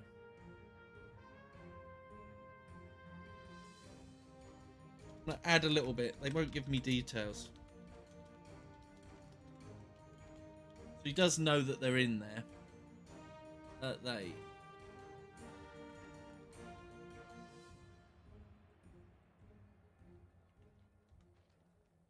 That, Red replied, is a long story. Andrews had been the estate physician for as long as Red could remember. He was also the estate's executioner, even though he had never been called upon to perform that duty beyond a bit of flogging. The old man was balding with just a ring of grey hair. He wore small round glasses that caused him to constantly squint and walked with a limp from where a yak kicked him when he was young. "How's that back of yours doing?" he asked. "That ointment you gave helped, but it's pretty scarred up." Strange that the person who gave Red those scars was also the person who tended to him afterwards. "Glad they didn't get infected," Andrews said. "We had a serf who got whipped this past summer for beating their wife. Too much of a drunk to give a damn about looking after those wounds. Got infected and died a week later." Their wounds. Probably works better. "Moonfather," Red exclaimed. "Anyone I know?" Andrews shook his head. "Nah. He only joined in the spring. Came from Laird Monroe's, apparently. He was trouble there as well." Red looked back to where the others sat slumped, their backs against the iron rails. "It will be getting a flogging tomorrow, because it's night," Red whispered. He was sure that he and Drummond, and possibly Marley as well, could handle being whipped. He wasn't so sure how the youngsters would fare. "Quentin's on one tonight," Andrews replied. "Has asked Freeman to rig up the gallows." Red swallowed hard. "You think he'll go through with it?" For all his faults, Quentin was largely a soft touch. Some of the northern lairds would never tolerate people living off their lands, would have scorched the far side of the mountain to ensure that no poachers were hiding out there. No one had been executed on this estate since before Quentin's grandfather's time.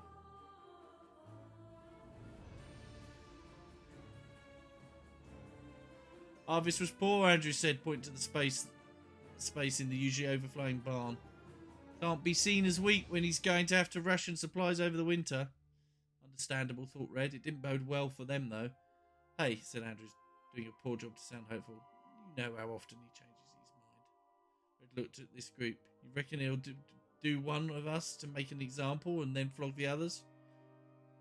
Andrews reached through the bars and patted his friend's shoulders. "I'd prepare them for the worst," he said grimly. Red was tempted to ask Andrews to help them escape, but he knew that if Quentin was in the mood Andrews was reporting, it would be Andrews and not them hanging.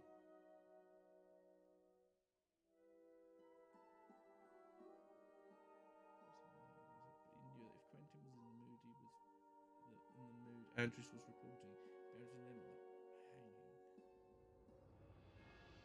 hanging. That's a bit of a clunky sentence.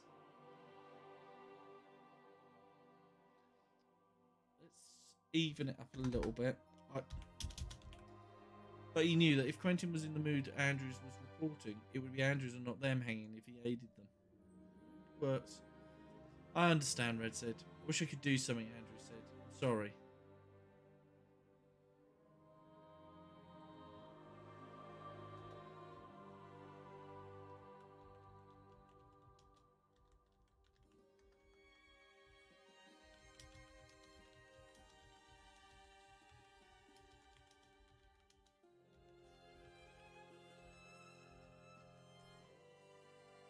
I want to just put something in there because I need to put the heads off. Andrew's heads off.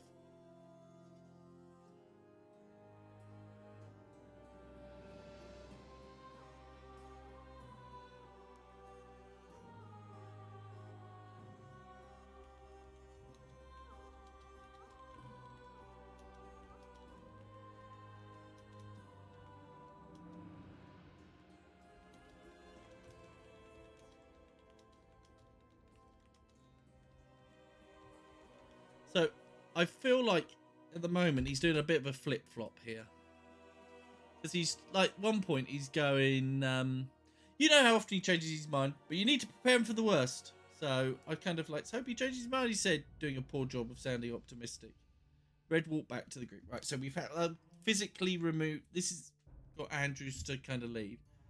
what's the escape plan, Jax asked. Or do we plead mercy once again and appeal to Quentin's sense of fairness? Fairness? Red thought about the scars burned into his back. They may have escaped Quentin's justice a few times over the years, but that had long been changing. He's planning to hang us all, he said bluntly. That made them all sit up. Hang! Gina exclaimed. For what? He did find us on his property laden with fruit, Marley said. Well, I got two exclaim there's. Said. He said. Technically, Jack said, it wasn't on his property. You try explaining that to him, kid, Drummond huffed. Not surprised this hasn't happened sooner. He's always been considered weak and needing to make a show. And we're going to be the main entertainment, Gina asked. How is that even fair? Been living too easy for too long, girl. Marley has done a good job of keeping you youngsters safe, but you need to face the realities of the world. We did nothing wrong. As Jack said, the fruit didn't even come from his property. How is that fair? I want to take, how is that even fair? Do that twice, so let's change that. We're going to be there. Why? Let's try.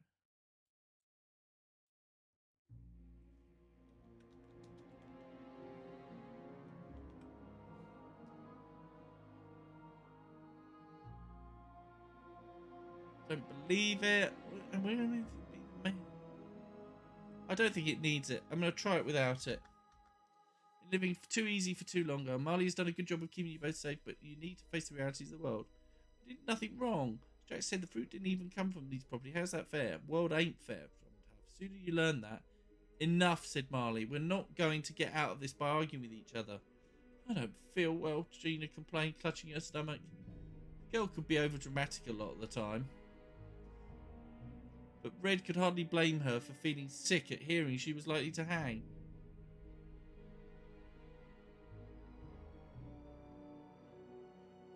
I've got two buts. And as usual, instead of leaving it, Drummond had to stick in the knife. No wonder amount of fruit you ate. That could have fed me for... I said enough, Marley barked. She turned her attention to Red. Any ideas? None that you're going to like, he said. Given that harsh winter tended to follow harsh summers in the...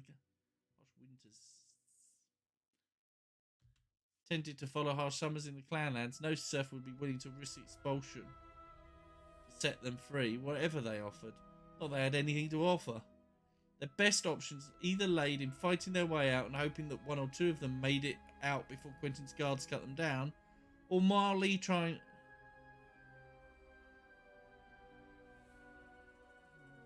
to plead with her father, hoping that the familiar bonds would give rise to mercy.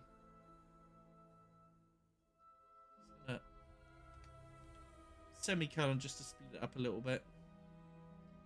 Quentin had never been the fatherly type, and Red suspected he wasn't going to start now. We're screwed, Gina complained, rocking back and forth. She was probably right. Shh,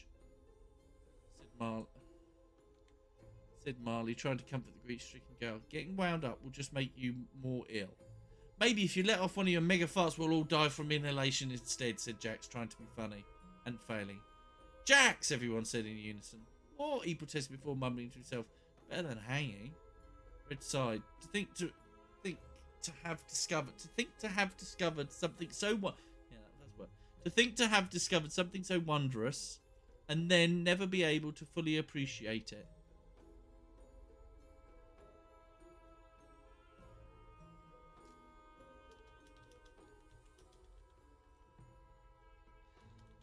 I want to make sure we're thinking about the tear in the world and not the fruit. If he got out of this, either alone or with the group, he'd go back to their world and he'd make it his home.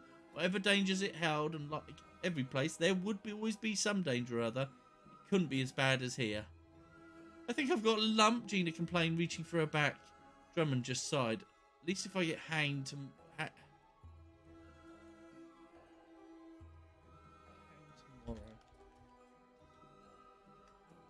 I won't have to listen to your constant moaning, he grumbled. Marley stared at him, but Drummond just shrugged. If he was a dead man walking, he didn't have to care about upsetting the others anymore. Could have at least left us the fruit, Jack said. I'd like a last meal before I go. I took them all in. Last. I've got last. Final. Like a final meal before we go. I took them in perhaps for the last time. They'd been his family these... again, last. I'm doing using a... past. It's interesting that when you write, sometimes you just find like certain... Your brain must have a certain set of words because you keep going back to them. You find you sometimes write things where you just keep using the same word and you don't use it any other time. It just seems to be like the past few years, and he couldn't bear to lose a single one of them for all their faults. He looked up to see Freeman at the cell door. I'm even going to wait until morning, Red complained to him. At least give him one last night together with his friends. Shut up, Red Freeman replied. There was something about his tone that suggested something about his tone that suggested something that's two somethings.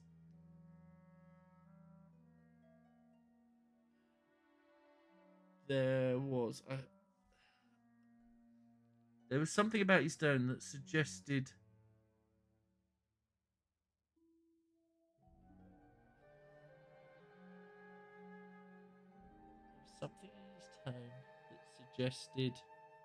I don't want to say there was something in his tone that suggested a problem. But something about his tone that suggested something was very wrong. Might leave it. I don't think there's a better option, but I don't like the two something. I need you all to come with me, he said, adding, now. What's wrong? You ate the fruit we found you with? He asked. Red nodded. We all did, he said. Why? All three of my men who tried it just died. It needs something else there.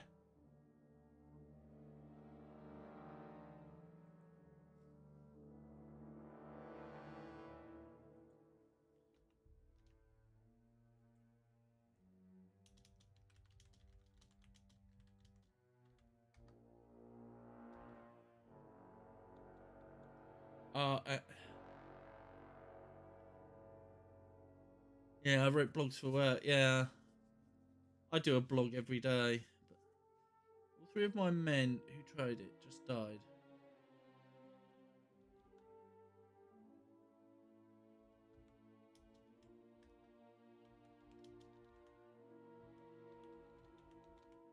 Right, so we're doing this. Oh, right, yeah. So I've changed this a little bit because I want to up the stakes. So all three of men who just tried just died.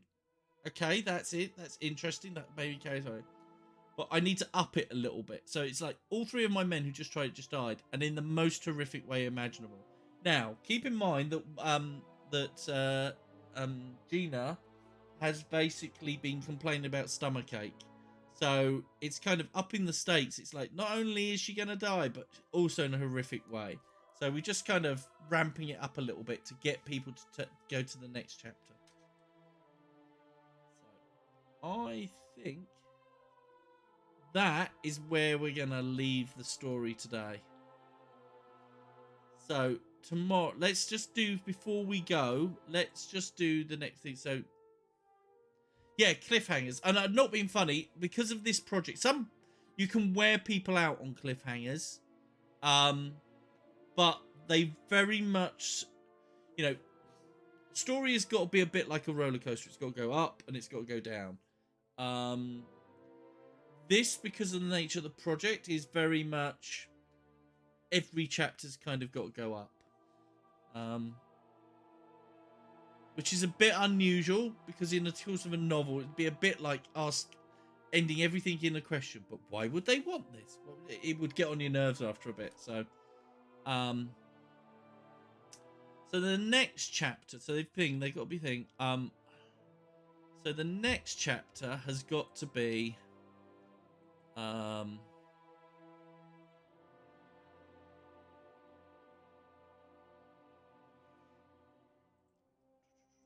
we've got the portal, and we've got portal and the mutation to do. So let's have it as a new portal. And I'm going to make a few notes. Where do I put... I'll make a few notes here. Open new portal. I've done these a bit too small. I know that we're going to be doing this tomorrow, but the reason I'm doing it now is because I want to remember what I need to do. So we need to open the portal. So,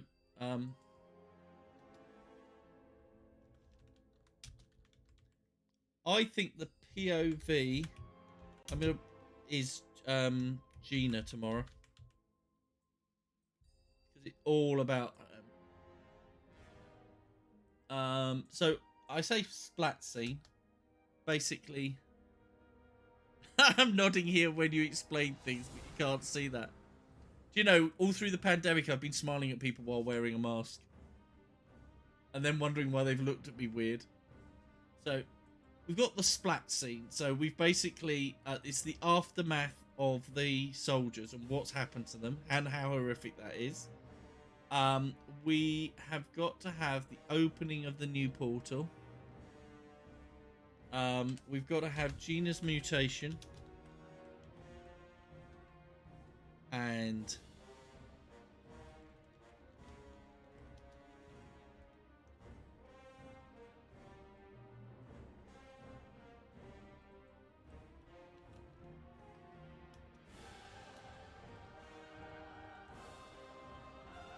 so we've got new expedition.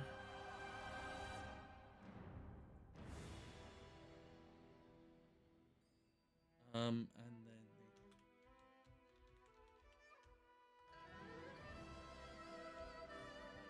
so the reason I'm doing this is so that we've always know like a couple of chapters ahead.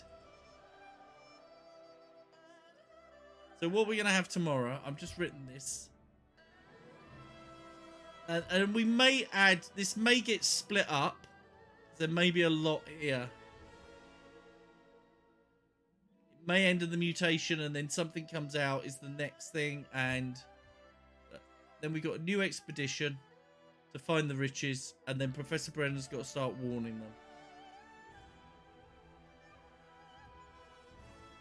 That will do. That will do. So for that, I am going to end the stream. So, thank you very much for joining today.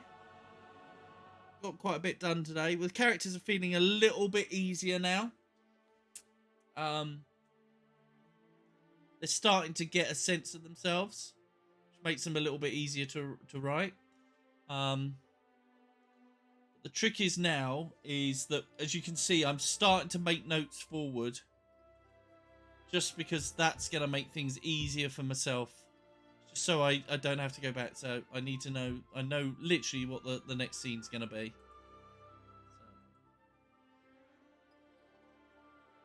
So there we go. Right. Okay. I am going to disappear off because I've got things I need to get done. So thank you for joining me once again. I'll be back tomorrow at 3. All this week, we're going to be doing it all this week, every weekday. And then we will be doing it once per week after that. Cool. Yep, thanks, Ergie. You enjoy your night as well. Hope you enjoy playing Minecraft again. Let me know how you get on. And I will see everybody else tomorrow, or everybody tomorrow at 3 PM. Have a great evening, everyone. And stay safe and have fun.